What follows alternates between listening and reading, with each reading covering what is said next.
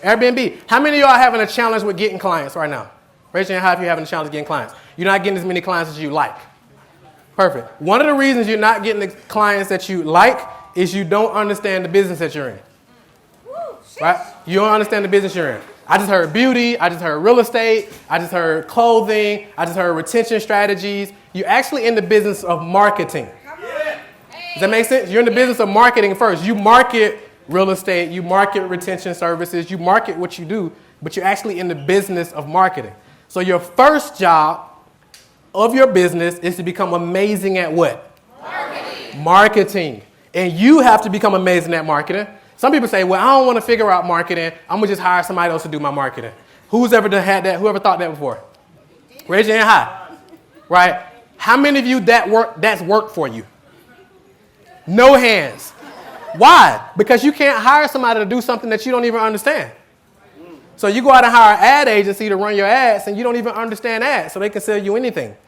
Does that make sense? Are y'all with me? Yeah. Perfect. So let me share real quick why am I so excited to be on the stage and looking at all you beautiful people. So I've been studying over the past few weeks.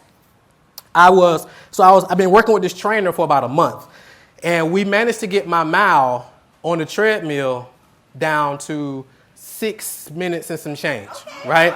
And it's straight torture, right? It's straight torture for like 35 minutes, so it's nothing fun about it, right? However, I was riding home, and I got to the light, and I remembered this story of this dude named Roger Bannister. Y'all ever heard of Roger Bannister before? So Roger Bannister, he had this thing where he ran he ran a 4-minute mile. So I sat there, but I was like, I'm like, man, was it 7-minute mile that Roger Bannister ran? Because I'm like, okay, I beat the Roger Bannister. So I looked it up, and it was like 4 minutes. So I was like, okay, I got some work to do, right? However, I asked myself, what's the 4-minute mile for black entrepreneurs?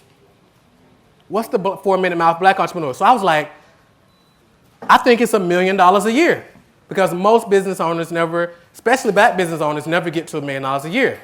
So I was like, how many black business owners get to $1 million a year?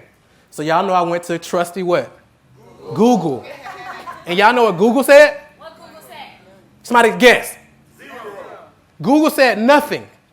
So I was like, is the number so low that it doesn't even register as a number? Wow. So I went to social media. You know social media got all the answers, right? So I went to social media. Nobody could give me an answer. Everybody was saying this, and everybody was saying this. So this is what I got. So we had to accumulate all these different stats, and this dude named Josh broke this all down. So basically said black Americans make up 13% of the U.S. population. That's 52 million people. He said black American business owners make up 2.4% of businesses. Total business owners in the U.S. is around 35,600,000. So black American business owners are 854,400. Y'all follow me? Yeah. 8% of business owners make $1 million or more. All business owners. So if that number holds through all demographics, which of course y'all know that never holds up through the black community, right? But if it did, being conservatively, if that number holds through all demographics, then 68,350 black American business owners make $1 million or more. In percentage of all business owners, that puts us at 0.192%. And all of the U.S. population is 0.017088%. Does that make sense? And that's being generous. So what does that mean, y'all? We got some work to do. Does that make sense? It ain't nothing to be mad about. Nothing to be sad about, right? We just got some work to do. We can't blame it on nobody. We can't blame it on the man. We can't blame it on slavery, none of that stuff, especially when you got brothers like Marvin putting together events like this to give you all the sauce. Does that make sense? Yeah. All right, so I'm here with one goal in mind, to show you how to build $1 million business. Is that cool? Is that okay with y'all? Is that okay with y'all? Is that okay with y'all? Now, building a $1 million business easy? No. It's simple, but is it easy? No. And the hardest part of building $1 million business is what you think? Is you, right? You're the hardest part about building $1 million business. Does that make sense? So I know y'all heard a lot about the mindset and stuff leading up to this, so this was great, and that teed me up perfectly for what I'm going to get into, because I'm going to give you some practicals of exactly how to do it. Is that okay with y'all? Yeah. And like I said at the end, I'm going to give y'all a whole bunch of stuff to go deeper into this, and if I have some time for some Q&A, we'll do that too. Is that okay? Yeah. Perfect. So I'm going to show you how to make, it's called making millions one-handed. Now, that's a hand. I'm not an artist. I'm a business and marketing guy. I can show you how to make a lot of money. I'm not an artist. So if I brought my son up here with me, he could draw a way better hand. He's an artist, not me. So let's get to it. So making millions what? Making millions what? Making millions one-handed. So let's get to it. So it's 5 pieces of them. Keep this thing super simple. Business is simple. Success is simple. We as human beings just make it complicated. Because we've been told that if it's too easy, it's too good to be true. Make sense? All right, let's get to it. So the first part, this is the thumb, y'all. So this is the thumb. So the first part, actually, so most people start here, but I'm going to come back to this. Because most people on the internet, they obsess with the thumb. I'm not going to tell y'all what it is just yet, but some of y'all already know what it is. I'm going to come back to that. Because this actually lasts, but a lot of times online, we focus on this. And my timekeeper, let me know when we're at the halfway point. Don't let me know when we write on I need to get off stage. All right, so right here, boom, y'all with me? So we're going to skip that. I'm going to come back to it. Now, this is your index finger. Now, I dropped out of high school in 10th grade, y'all. I got 9th grade education, so I had to look at my fingers and remember, okay, that's index. So y'all just bear with me. Now, here we go. Offer. That's your index finger. This is the most important part, is your offer. What is an offer? This is going to be a dialogue, not a monologue. We're going to talk. This is a workshop. What is an offer? The service you provide. How many of y'all agree with that? Okay. What is it? Or the product, y'all. How many of y'all agree with that? It's wrong. Your service or your product. Thank you for saying it because I need somebody to participate. It's just us 3 in the conversation. Right? So thank you. So here's the thing. And y'all not afraid to be wrong. That's what entrepreneurship is about, right? Not being afraid to be wrong, which is a whole nother class in itself. But your offer is how you package that thing. Right. Does that make sense? I'm going to give you an example. Some people sell pizza. Right? Some people will say, well, that's my offer. Well, Domino's sells hot, fresh pizza in what? 30 minutes or less. That's an offer. Not the product. Does this make sense? Yes. That's the offer. Like, how does this help somebody go from here to there in the shortest time period possible? That's your offer, not the product. Y'all with me? Yes. So the first thing you got to do is have an offer. Number one, most people got amazing products and amazing services, but enough people aren't buying because you don't what? Have an offer. And you got to make your offer irresistible. We call it a Godfather offer. Y'all ever watched the movie Godfather? You got to make them a what? You got to make them an offer they can't refuse. Does that make sense? Now, what's some ways to make your offer irresistible? Give them what they want. Oh, make them what they want. Add value. Guarantees. Solve a problem. Price. Who agrees with price? Is the key to make it cheaper, higher? What's the deal? How you do your pricing? What's the best way to do your pricing? What is it? Based on the market. Everybody agree with that? So when you say you make your price based on the market, what does that mean? Huh? The demographic. So if the demographic what? So how many people agree that the market determines the price? Raise your hand how. Raise your hand how if the customer or the market determines the price. Right. Who? I only said 2 hands. So who do y'all believe determines the price? I determine my price. You determine the price. And the transformation that you provide determines the price. Does that make sense? Because how many of y'all think people buy based on price? People buy based on speed. So it's like, how fast can you help them close the gap from where they are to where they want to be? How fast can you help them close the gap? You'll pay a premium if somebody can help you close the gap faster. Does this make sense? For example, if you go to a restaurant and you're like, hey, this is the regular tables. But for some people, we have another section. It's $500 for that section, and we prioritize your food. You get VIP service. It's going to be a market of people who are going to pay the $500 just to sit at different tables in the different sections. Because of what? Speed. Y'all with me? Yeah. All right, perfect. Because some people value money. Some people value time. Right. So it's like, who are you speaking to? Who is your marketing speaking to? The people who value money or the people who value time? If you're competing based on price, you're speaking to people who value what? Money. And you can't win that battle Because if you're competing based on price, somebody can always undercharge you. So it's a race to the bottom. Does that make sense? Yep. So offer. So you got to create an irresistible offer. One of the things I recommend is you make it simple, you make it premium priced, make sense? And you make it leveraged. Leverage means you can serve one-to-many versus serving one-to-one. Does that make sense? Yeah. So if you're doing one-on-one coaching, for example, how can you serve one-to-many versus one-to-one? Because you can't really scale one-to-one. How can you do more? If you're doing like an agency, how can you scale that out? Or whatever you're doing right now, how can you scale this out to serve more people? Are y'all with me? Yeah. Is it making sense? Yeah. Am I talking too fast? No. All right, cool. All right. How many of you who said yeah? All right, cool. All right, so first part is the offer. Second part is now you get a lead magnet. So what's a lead magnet? How many of y'all know what a lead magnet is? Cool. How many of you have a lead magnet? Cool. How many of you already made up your mind you're not going to raise your hand no matter what I say? It's a tough crowd. It's a tough crowd. It's a tough crowd. All right, so a lead magnet. So when you think about a lead magnet, how many of you have a lead magnet again? Okay, 1, 2. Working on you. That's perfect. So a lead magnet, you want to ask yourself, what can I give away for free that they can get value from whether they pay me or not?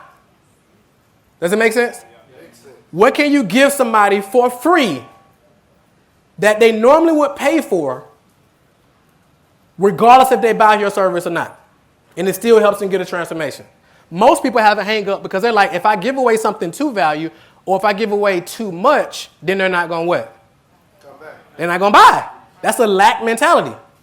Does that make sense? In reality, if you give somebody something and it's transformative for them, they're going to be like, okay, if the free stuff was this good, then the paid stuff has to be good. Now, you're going to have people get the free stuff and never pay you 100%. Does that make sense? Y'all with me? Perfect. So your lead magnet. So ask yourself, what is your lead magnet? So if you're taking notes, what is your lead magnet? So think about what you do. What can you give away for free? So y'all know a landing page is? Yeah. So somebody go to that landing page. How many of you have a landing page? Perfect. How many of you generate leads like every day? Perfect. How many of you generate leads right now as you sit right here listening to me? Right. We got to fix that. We got to fix that. That's the first. We're talking about getting to this M, right? This the goal is to this M, minimum. We got to know how do we get leads? Because a lot of people ask me, Marquel, how do I find people that's going to buy from me? Well, the key is to actually become findable, not to find people. People are already out there looking for what you have to offer. They already have the desire for what you sell. The key is to be findable and then channel that desire that they have to what you have. Y'all with me? Y'all picking up what I'm putting down? All right, cool. So lead magnet. So I'm going to give you a quick framework. Think about what you offer, and if you fill in this blank. Free video reveals how to blank without blank. How can you fill that in? Free video reveals, or free download reveals, how to blank without blank. Nice. Who has something? How to make $1 million without a job. How to make $1 million with a job. It's going to be tough to get that one approved with an ad, but it's strong though. It's strong. That's the good. Anybody else? How to generate 100 leads a day without Facebook ads. People going to opt in for that one. Did you got that one live already? You need to get that one live tonight, before you go to bed. That one, we need to get that one up. Right? Are y'all picking on and putting out? Yeah. Who having a challenge with this? So everybody got it? Y'all sure? Yeah. How many of y'all just I ain't going to raise my hand because you're going to tell me I'm wrong? All right, perfect. Are we good? Huh? Can you say it one more time? Which part? How to blank without blank. So how to get the boo or how to get the wow without the suck. Because people trying to avoid doing something, but they want this specific thing. Y'all with me? So that's the lead magnet. And then the ring finger, we did the index finger, we did the middle finger. Now the ring finger. The ring finger is like your funnelization process. Your funnelize. How do you funnelize people? So a lot of us have heard about, so some of you, depending on your business, your funnelization process is going to be a little bit different, right? So some of you sell lower ticket offers, right? So it's like, all right, I sell something, I do a lead magnet, and then I sell this thing for $7, and then I sell this thing for $20, then I sell this thing for this, and then I upsell. So, right? That's one way to do it. So that's called an ascension ladder, right? So that's the stairs. That's one way to do it. My favorite way to do it is what I call the elevator funnel. Because if you want, because you can take people up the stairs to get to a thing, or if you want to get there faster, you go up the what? Elevator. So how we do it, and depending on what you do, whether you're a coach, your service provider, whatever you do, you eliminate what's in the middle and then just go straight to your high ticket offer. Does that make sense? Depending on your business model will be determined what to do, right? My guy on Runway going to speak, and he's going to talk about the low ticket process and how to do it, and it's genius as well. So it's not a right or wrong way. It's the way that makes sense for your business model. Yeah. Does this make sense? Because it all works. You can make millions with it all, but you got to just decide which one is you and then lock in with that. I see too many people trying to do everything. Like they haven't even got any momentum. They haven't got one funnel live, and now they're trying to do a challenge. And now they're trying to do a webinar. And now they're trying to do this. And it's like, pick one thing, get that thing going, get to 1 million, and if you want to do some other stuff, hire some other people so you can do the other stuff. Is this making sense, y'all? Yes. Perfect. All right, y'all with me? Yes. That's the funnelization piece. Then you got your follow-up. So how many of you got an email list? How many of you email your list every day? 2 people. So how many of you want clients? So I'm in a room of people who want clients.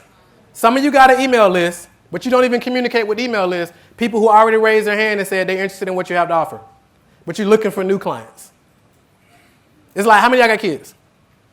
So have you been out with your kids eating, and they got their plate, and they start like trying to get, I want that, and I want that, and then you like, and what you tell them? Eat what's on your plate. So it's like, why y'all ain't eating what's on your plate? Why you ain't serving the people who already raised their hand and said, I'm interested. I'm interested in learning how to get more retention. I'm interested in how to get more leads. I'm interested in how to do my Airbnb deal, but we're looking for more clients. These people sit on the thing like, what about me? What about me? I gave you my phone number and my email. You haven't even picked up the phone and called. How many of you, when you generate leads, you take phone number? How many of you who take phone number when you generate leads, you or somebody on your team call those people? Almost nobody. Why? Do we not like money? Because you got to have as many follow-up processes as possible. They say the fortune is in the what? Follow-up. Right? That's what they say. Who knows, right? But if you ain't following up, you never know. So a few ways you want to follow up. You want to have a hybrid, well, not a hybrid, you want to have a multi-channel follow-up process. How many of you ever seen me online before? How many of y'all feel like I'm chasing you around online? You just like, he's everywhere. I'm trying to read the Bible and his ad popped up. Right? I'm on Tinder swiping and then the ad popped up. Like, how did he get here? Right? So you want to bad that. So you want to have your retargeting in place. You want to have your email follow-up in place. You want to have your text marketing in place. Does that make sense? How many of y'all do direct mail? How many of y'all think direct mail, that's old school? Direct mail works. We do direct mail too. So you want to have all these touch points in place because people buy when? When? When they what? When they ready. People buy when they want to buy, not when you want them to buy. So you got to be top of mind when they're ready to buy. So some people say, well, if I email my list too much, they're going to unsubscribe. Well, that's what they're supposed to do. They weren't going to buy anything anyway. Make sense? They just unsubscribe, especially if what you're emailing them is of value. Y'all with me? So that's the follow-up process. So we got offer, we got lead magnet, we got the funnelization process, we got follow-up, multi-channel, multi-touch follow-up. Does that make sense? Y'all with me? Yes. Is this making sense so far? Yes. Y'all picking up what I'm putting down? Yes. Perfect. Last, what y'all think the thumb is? Nobody can guess it? Huh? Convert, what y'all say? Us. The thumb is traffic. Right? Because you got to get people, once you got this, you got to get people to it, right? On the internet, people obsess with traffic. How many of y'all have ever bought a traffic course? Facebook ads, YouTube ads, anybody? Raise your hand high. High. Like, real high. Say no setup. Raise your hand high. Got it. How many of you ever went through those traffic courses before? Got it. How many of you bought traffic courses, but you don't have an offer, you don't have a lead magnet, you don't have your follow-up, you don't have any of this in place? A lot of people, like, you don't require traffic. Does that make sense? That's just good to know information. instead of like right now information. Y'all with me? So you got to have the traffic to push people through this whole process. And then from here, once you got this, it's just a matter of reverse engineering your numbers.